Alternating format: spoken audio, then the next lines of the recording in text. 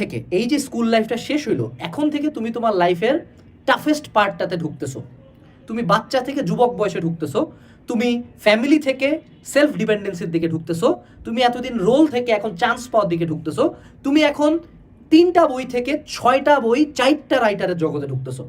এবং যদি আমরা সিম্পলি চিন্তা করি এটা, যে এসএসসির পড়া যদি হয় 10, তাহলে এইচএসসির পড়া 100ও না, 1000ও না, 10,000। এবং এতদিন আমাদের এসএসসি ছিল টার্গেট, এসএসসি পরীক্ষায় ভালো করলে পার, এইচএসসিতে উঠে এইচএসসি যেমন ভালো করতে হবে, ঠিক তেমনই অ্যাডমিশনে একটা ভালো জায়গায় চান্স পাইতে হবে। সো মনে রাখতে হবে, it's a all out war. Just simply একটা ব্যাঙ যে কুয়ার মধ্যে সাঁতার কাটতেছিল, তাকে পুকুরে ফেলেনি, তাকে নদীতে ফেলেনি, তাকে ডিরেক্ট নিয়ে যায় সাগরে ফেলাই দিছি। এগুলো ছিল depressing part. But good part হইলো এখন আমরা বড় হচ্ছি।